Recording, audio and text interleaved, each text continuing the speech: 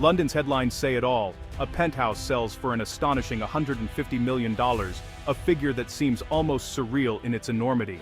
This is a city where the skyline is constantly evolving, with new luxury apartments piercing the clouds, each more opulent than the last. Yet in stark contrast, food bank queues are doubling, a silent testament to the growing divide. As another luxury skyscraper rises, casting long shadows over the city, the disparity becomes ever more glaring. Meanwhile, council housing waitlists are hitting record highs, with families waiting years for a place to call home. The neglected council flats stand as a stark reminder of the city's forgotten promises. This isn't dystopian fiction, this is London, October 2025. A city of contrasts where the skyline tells a story of wealth and ambition, but the streets whisper tales of struggle and survival. The city is morphing into a playground for the ultra-wealthy, a place where opulence is on full display, while everyone else is squeezed out, struggling to find their place. You'll see a Bugatti parked outside a Michelin-star restaurant, a symbol of excess and privilege, and just steps away. A family, sleeping in a doorway, their dreams overshadowed by the city's indifference. The nurse who saves lives, working tirelessly through the night, can't afford to live here. Her dedication is met with the harsh reality of unaffordable housing. The teacher shaping futures, inspiring the next generation, is priced out, forced to look elsewhere for a place to live. The social contract isn't just broken, it's been incinerated, reduced to ashes that blow across the city streets, a symbol of promises unkept. London's lifeblood, paramedics, bus drivers, artists, chefs are being forced out, their contributions undervalued, their presence fading from the cityscape. The city is hollowing itself, becoming a shiny shell with nothing inside, a facade of prosperity with empty streets and deserted districts. The gap between rich and poor is now a chasm, a divide so wide that too many are slipping through the cracks, lost in the shadows of wealth. London is becoming a luxury good, beautiful on the outside, with its grand facades and elegant buildings, but its soul is being evicted, leaving behind empty windows and for sale signs. The city's heart is at risk of stopping altogether, its vibrant pulse fading as the people who give it life are pushed away, leaving behind a deserted heart and empty squares. Take a stroll through Knightsbridge or Mayfair, and you'll see a world of gleaming supercars, high-end boutiques, and the cold glow of empty luxury flats. These streets are lined with properties owned by the global elite, homes in name only, but in reality, they're more like safety deposit boxes in the sky, often left vacant for months on end, their lights rarely flickering on. These glass towers aren't built for living, they're built for storing wealth, standing as silent monuments to a new kind of exclusivity. The city skyline is increasingly defined by these empty shells, symbols of a prosperity that never trickles down. But take a 10-minute tube ride, and you're transported to a different reality. Here, food bank queues snake around corners, mothers count out coins at supermarket checkouts, and homelessness is no longer hidden. It's in plain sight, a daily reminder of the city's deepening divide. The middle ground, once the backbone of London, is vanishing before our eyes. The city is splitting into two extremes, with fewer and fewer people able to find a place in between. The ladder to a better life has been pulled up, replaced by a velvet rope for the privileged few, and a sheer cliff for the many left behind. Social mobility is stalling, and hope is becoming a luxury. London is dividing into two camps, the investors and the service staff who cater to their every need. The people who keep the city running, nurses, teachers, cleaners, are being pushed further out, forced to commute longer and longer just to survive. Historic pubs and quirky independent shops, once the heart and soul of London's neighborhoods, are disappearing.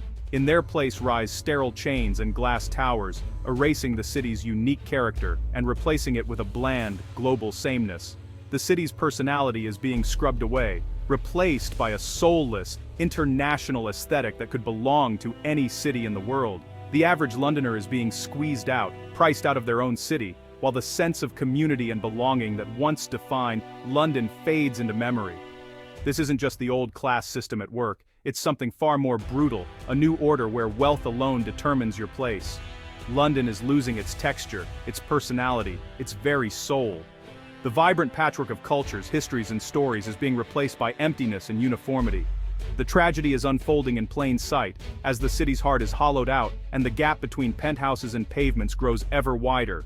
Young professionals did everything right. Degrees, good jobs, long hours, yet they're stuck. Rents are extortionate, wages stagnant, and the dream of homeownership is a cruel joke. Even high-earning couples see their salaries vanish into rent, bills, and ever-rising costs. The pressure breeds anxiety, strains relationships, and suffocates creativity. Ambition is crushed by the cost of survival. Dreams are postponed or abandoned. London's creative and entrepreneurial spirit is being choked out. The result? A brain drain. The best and brightest are leaving for cities where life is possible. Every departure is a loss for London's future. The city is hollowing out from the middle, leaving an unsustainable social structure. London is no longer a place to build dreams, it's where dreams go to die. The exodus is real, and it's accelerating. The numbers are staggering.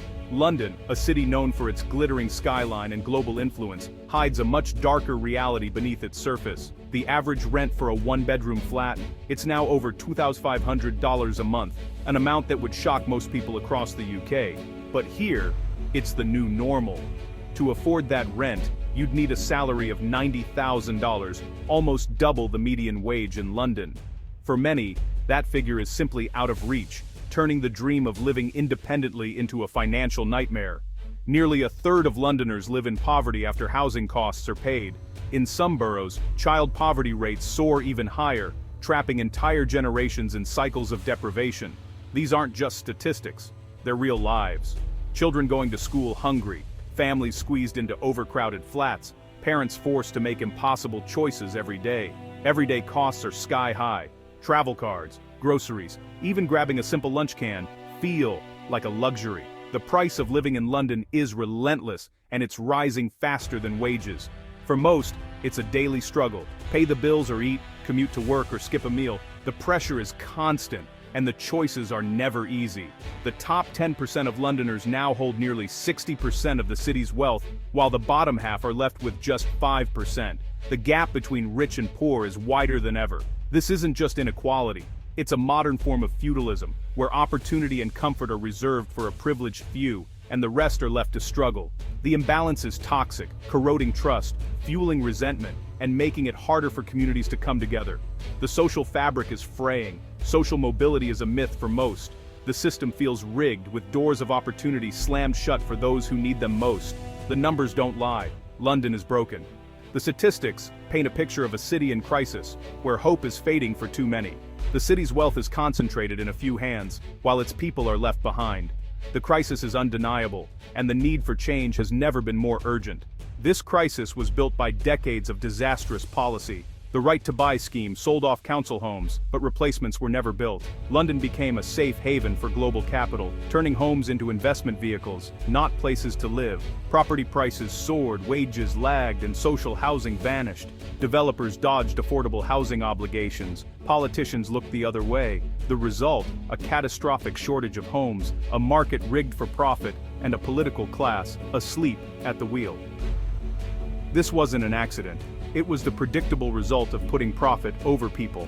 The housing crisis infects every part of London. Key workers, teachers, nurses, police can't afford to live here, so public services crumble. Overcrowding and financial stress fuel mental health issues and crime. The city's social fabric is fraying, resentment and division are rising. London's creative edge is vanishing as artists and venues are priced out.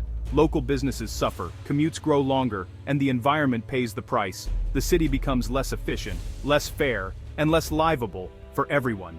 Even the wealthy lose out in a city that's sick at its core. London is an ecosystem. Poison one part, and the whole city suffers. The dominoes are falling, and the city is unraveling. This is London's warning sign. Behind the stats are real people, single parents fearing rent hikes, young Londoners losing hope, families torn apart. The crisis isn't just financial, it's emotional, eroding joy and stealing futures. Grandparents live far from grandchildren, couples delay having kids. Families cram into single rooms.